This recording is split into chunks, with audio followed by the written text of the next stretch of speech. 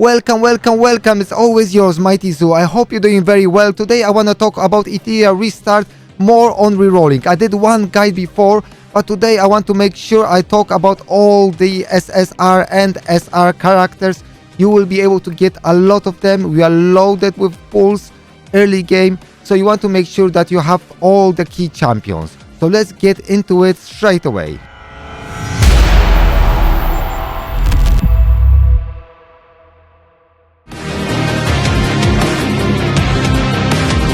Even though we start with really strong DPSs like Liam and Gray, Rosa is exceptionally good and very strong DPS. She will help you with a lot of dungeons. She is the best or one of the best DPSs in the game with very strong follow-up attacks and also very strong skill free. Rosa got very interesting passive. Every time she attacks and lands quick hit, she will place Blade Heart Bloom debuff on the enemy.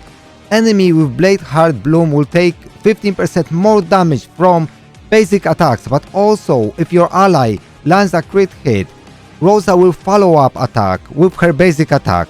She is very strong and I love this passive. Rosa's skill 3 is very important because it helps to trigger our passive by giving our allies crit rate up for 2 turns. That means we have bigger chance to land crit hits and trigger this passive. Very important. Also is very strong AoE nuke, and also we have chance to land speed down to all enemies. And finally, basic attack, skill 1, very strong single target, also with a chance to reduce the enemy's turn meter. Rosa is definitely one of the top contenders for your selector. If you pull her, if you pull on standard banner, definitely this is a good start. Wilmocha is Doki Dungeon Queen. She's extremely strong, incredibly important for the most broken teams for this dungeon. She basically one-shots the enemies, puts this dungeon on easy mode with her massive splash damage, with her positive element. She is amazing. Wilmocha's skill 1 is a very important part of her kit, with a single target damage hit, with a chance of placing the speed down on the enemy for 2 turns, but the most important part, when she kills an enemy with any skill, she will reduce cooldown of all her skills by 1 turn, and you will see in a minute that this is very important part of her kit. Her skill 2 is not very important part of her kit because it's AoE hit with a big heal. However, the strategy with her is to one-shot the enemies, so this skill is kinda irrelevant for her. Wilmocha's skill 3 is bread and butter of her kit. It's incredibly strong, hard-hitting single target nuke with 75% chance to stun the enemy, and after attacking you do splash damage to all enemies, 33% damage dealt to this single target. However, if you kill this enemy with the single target nuke, the splash damage is increased to 100% to all enemies. Incredibly strong ability, right? But it's even getting better. Remember from her skill 1? After killing each enemy, she reduces cooldown of her skills by 1 turn. So if she kills all the enemies, 4 enemies for instance, she can go with her skill 3 next turn again. Wilmocha's role in Doki Dungeon teams is irreplaceable. She is so strong and so powerful, and if you struggle in this dungeon, she might be perfect contender for your selector banner. You can choose her and put this dungeon again on easy mode. Messiah is extremely strong single target AoE DPS, ignoring 70% defense on his skill 3. Very strong character to choose from. However, he can't be chosen in the selector banner. However, you can choose him as your reroll target. Messiah's skill 1 is a single target hit with a chance of placing turn vulnerability on the enemy. However, in his skill 1 is hidden his passive, Judgment, which gives him invincibility for 1 turn if he kills an enemy, and if he already have invincibility, it's gonna be extended by 1 turn, which is super strong and will work very nice with his skill 3. Messiah's skill 2 is extremely hard-hitting single target nuke, but there's not much else on the table here, so let's move on to skill 3. Messiah skill 3 is incredibly strong, hitting AoE nuke with ignore defense. He basically ignores 70% defense and passives of the enemy. This is incredibly potent and strong, and also he places invincibility for him for 1 turn, so he can't take any damage. And also this skill works perfectly with his passive from his skill 1. Because Messiah is a light unit, he is kinda difficult to get, and if you're rerolling specifically for light dark units, probably would be better off going for Lily or Henrich instead of Messiah. However, if you just have really good SRs, really good pulls, and then you pull Messiah, that's very good, and just go and build him, he's gonna be very strong.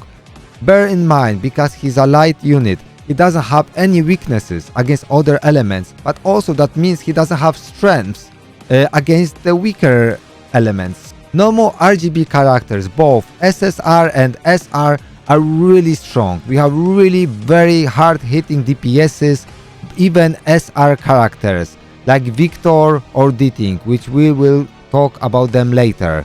Instead of focus on the Messiah, I would just focus to have broad roster of SR characters so you can get all the good ones instead of just aiming for Messiah himself.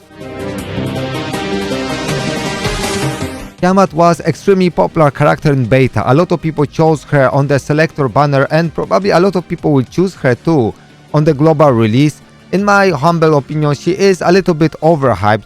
She will skyrocket your account in early mid game, maybe late game, but she will fall off a little bit at the end game because she won't generate fastest clears. Tiamat basic attack is kinda standard. She just do some single target damage while sacrificing some of her own HP. But more important is her bloodshed ability here, the bloodshed stacks, and her ultimate form, which is described here. So this is basically her passive. So every time, for every 13 health she loses or she is healed for, she gets 1 stack of bloodshed. Once the stacks reach 8, she transforms into her ultimate form and her kit will change. Tiamat's skill 2 is a broken one. She sacrifices 25% of her current HP and then places a shield on all allies equal to 120% of sacrifice HP plus 5% increase in the shield value for every bloodshed stack on her. It's very good, very good. The only downside of this skill is on skill 2, so on auto battles she doesn't cast this straight away, and that's a big downside.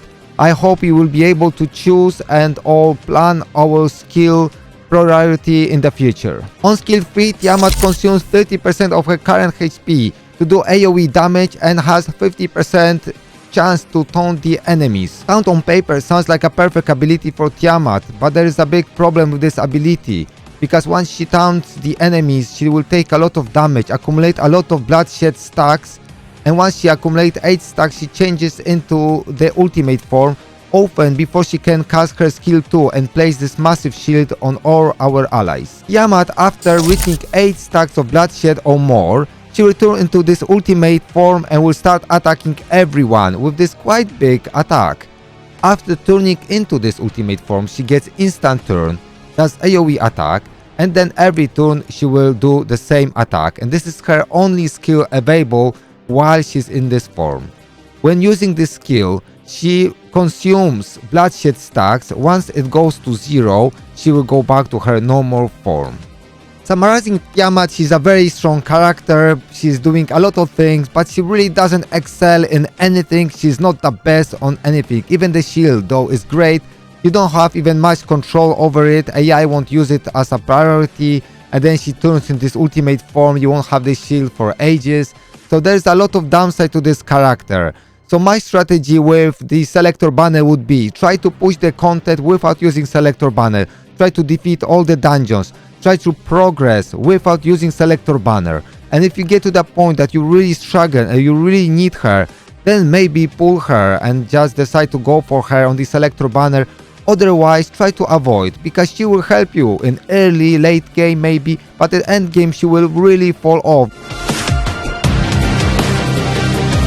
Marvel is arguably the best SR character in the entire game, and really he is SSR character in SR skin. He is that good. He pushes the enemy's turn meter back. He places slowdown on the enemies. He is doing so much to your team. He can help you make infinite teams that your enemy can't even move. He is that good. Even Marvel's skill 1 is absolutely broken. He's so good. Because you will build him with very high accuracy, you will have like probably always you will trigger his skill 1. But it says 50% chance to steal 25% of enemy's turn meter. So you make your enemy move slower, but you also make yourself move faster, and that way you can reduce cooldowns of your other skills and trigger this ability again. It's crazy good. Skill 2 is also quite good. It's not as good as skill 3 that we will talk about in a minute, but it is still nice. It attacks one enemy and one random enemy, so 2 enemies total, and have a chance to place silence on them. That means they will be able to use only skill 1. Marvel's skill 3 is insanely good. It's so powerful. Basically what it does, you have 60% chance to reduce enemy's turn meter by 50%. And also you place speed down for 2 turns on the enemies. That means they have additionally 30% less speed. And on top of that, you place effect resistance down on all enemies. 40% less effect resistance. That means all champions going after Marvel have bigger chance of landing their debuffs and other abilities. To summarize, Marvel is just insanely good character. And this is really very important note. If he won't be nerfed, he's a must pull. So I would reroll 100% to make sure you have this champion on your account on day 1. You definitely, if you don't pull this champion, unless you pull like crazy SSRs, then maybe you can get away with that. But I would say just try to make sure that you can have this champion on day 1 on your account. For me, this is like a priority. Dyna is incredibly strong champion, again another must-have. She can make your DPS to make twice much damage. She is incredibly strong DPS enabler, placing decreased defense, vulnerability and erosion debuffs on all enemies. Extremely potent and powerful SR character. Dyna's skill 1 is surprisingly nice. Actually, it has 40% chance to steal 25% of turn meter, so same as Marvel. It's really good skill for skill 1. Dyna's skill 2 is not most important part of her kit, but is still very good one. She attacks one single enemy and places 2 stacks on the enemy of erosion.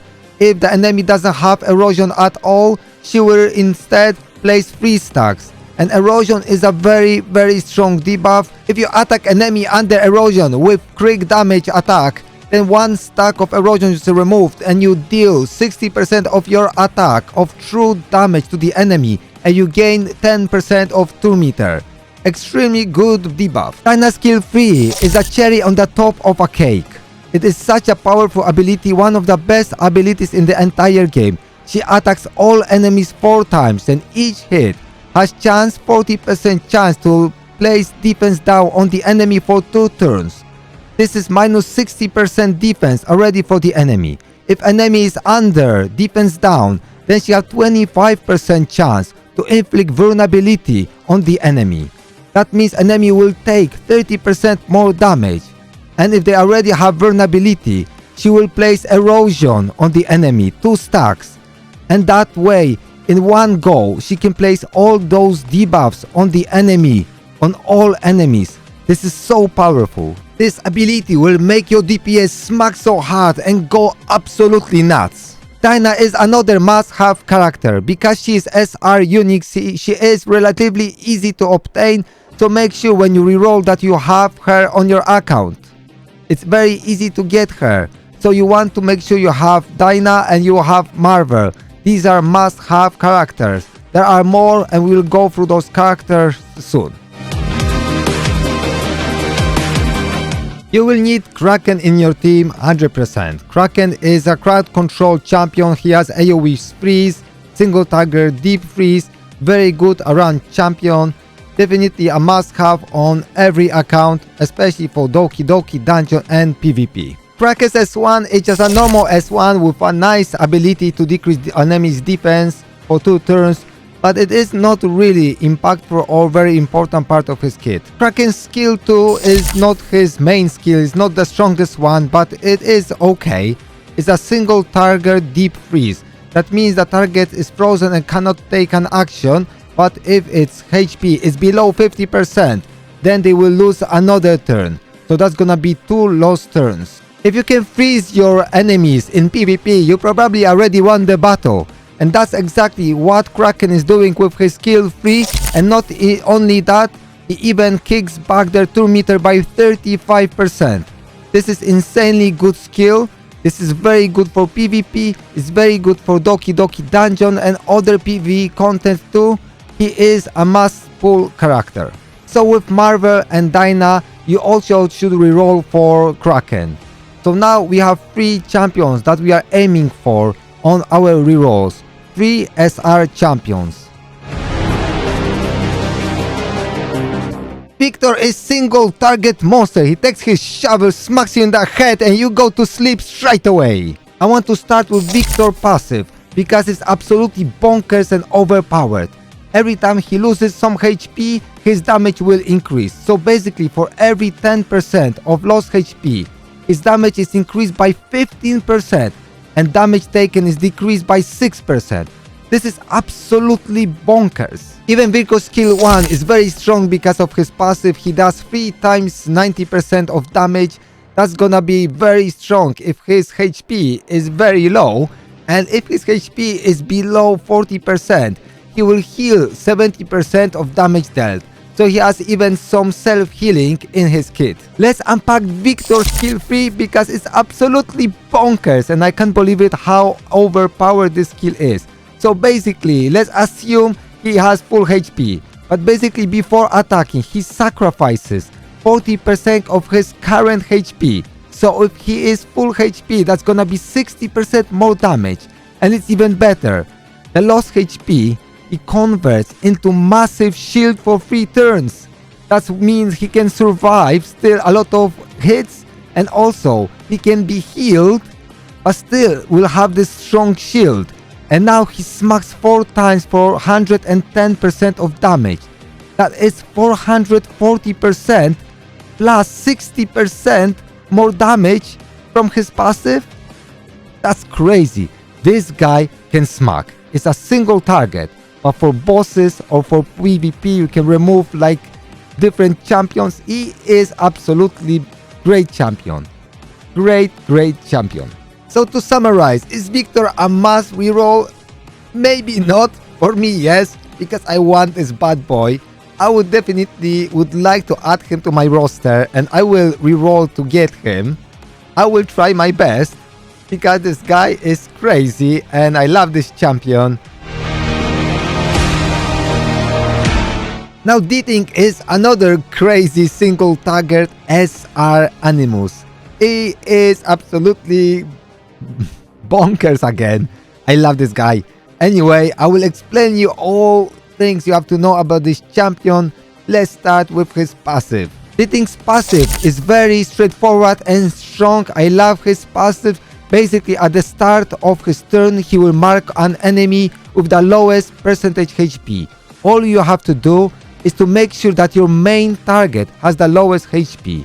Once the target is marked and Dating is attacking this target, he will have extra 60% crit rate, which is great, but it's even getting better. Any excess crit rate he will change into crit damage. So imagine your Dating has 150% crit rate.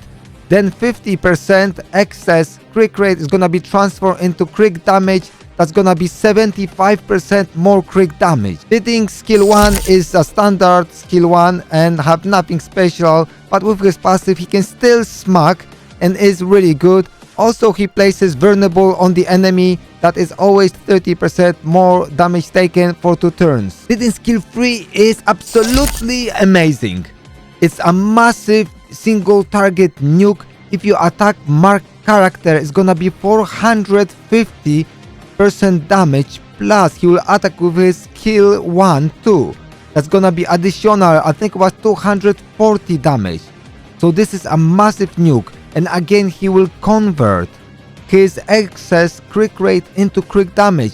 this can really knock down the strongest enemies. You can pair D-Think with Victor and you have like a massive single target DPS duo. It can be really amazing and glorious, amazing combo. But you don't need to build them all in early game, but it is still nice to have those characters on your account, but there is no pressure. If you don't have both of them straight away, you will get them sooner or later. No need to reroll for both of them. If you get one of those, Victor or D-Think, that's good enough.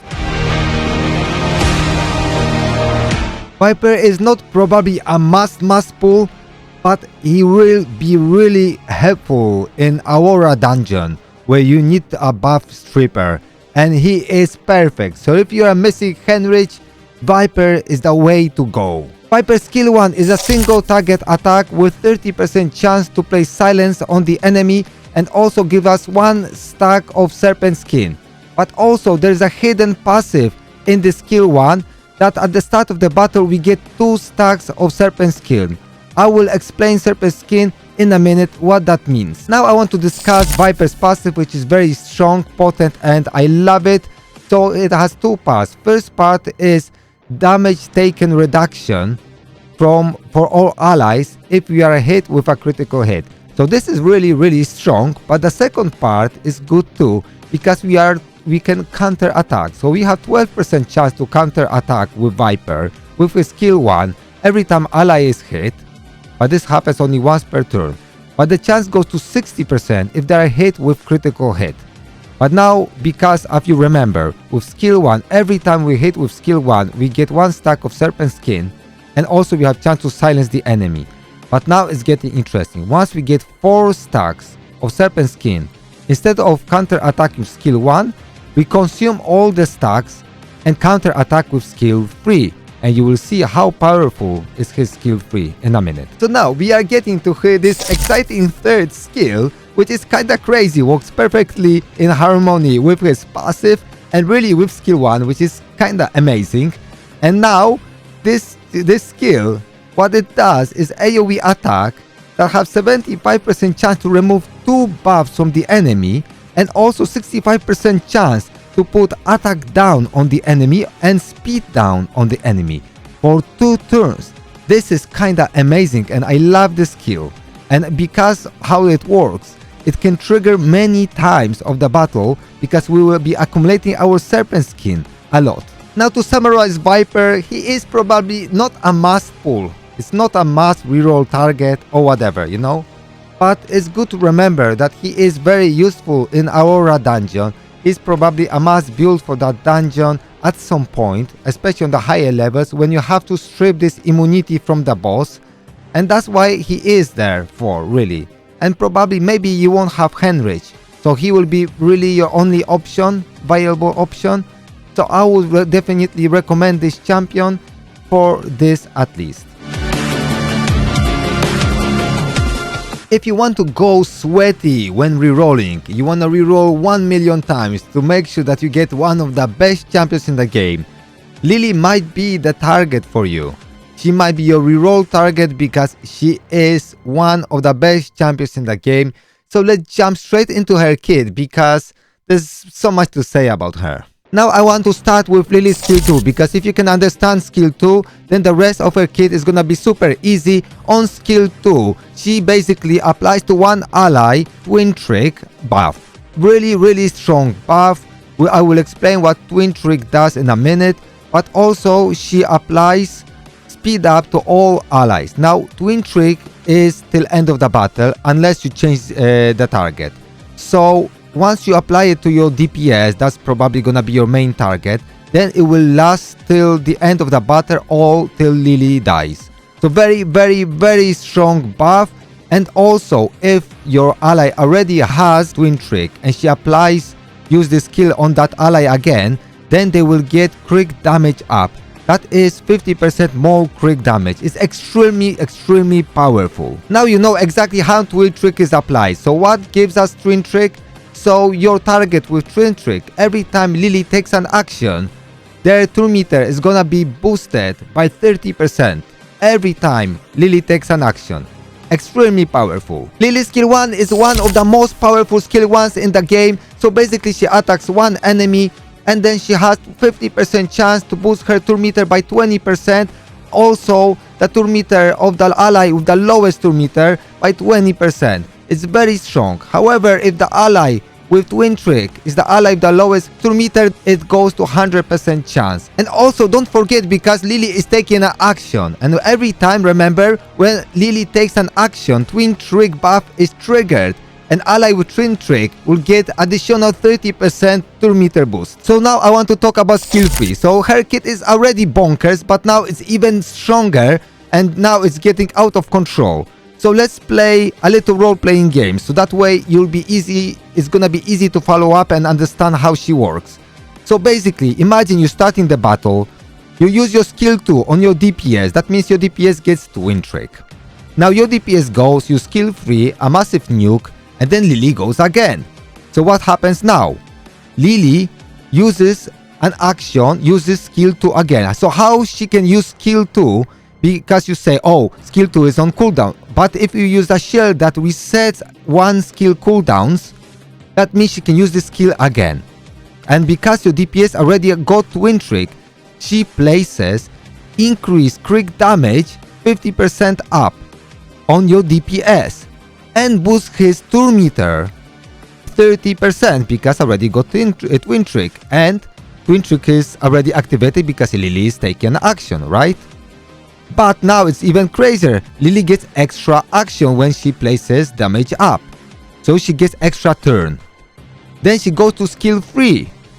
And that's getting really crazy. So she uses skill 3, attacks all enemies, has 55% chance to increase duration of cooldowns on all enemy skills, and resets your DPSs, so the ally with Twin Trick, all cooldowns of their skills. And now again Twin Trick is activated.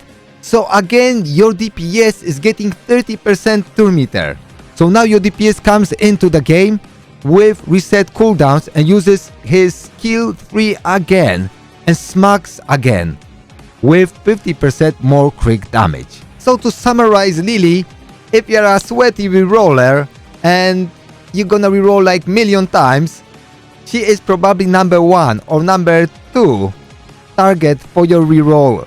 She is absolutely bonkers and you won't be sorry if you play her. She is that good and she's great in PvE and great in PvP. Absolute monster.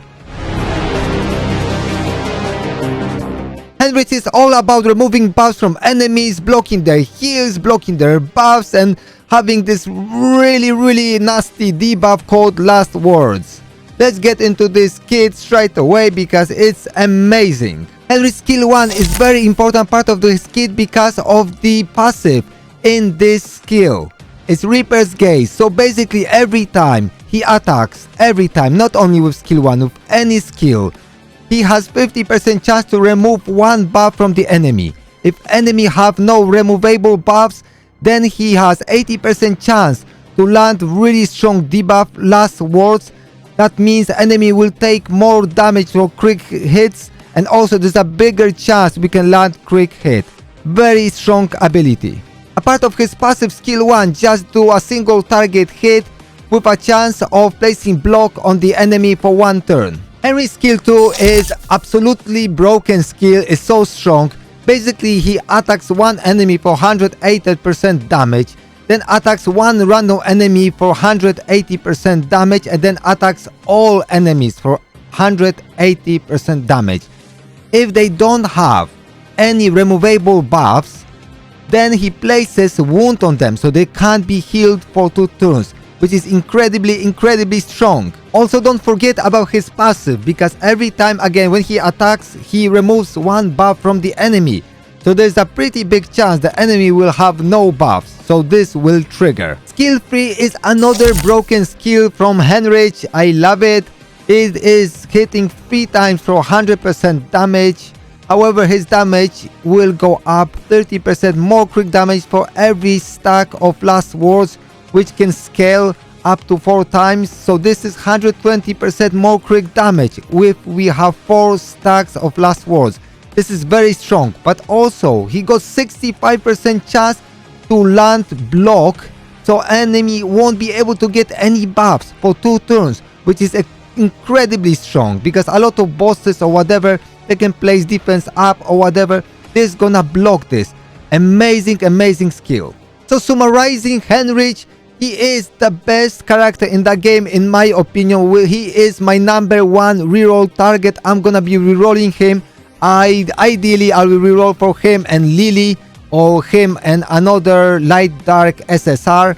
It's gonna be this character is just insanely good. It's very useful, and there's no other character that does this as good as he does. And he also is a pretty good sub DPS too. There are plenty of characters I didn't mention, both SSR and SR. I didn't also mention any healers, because you'll get really good healer at day 7. So you can use any healer really till day 7 just to progress as far as you can. And then you will use Linglio, because she is absolutely broken and very powerful. But you don't want to reroll for her because she is for free. Basically you get her on day 7. So this is one important thing.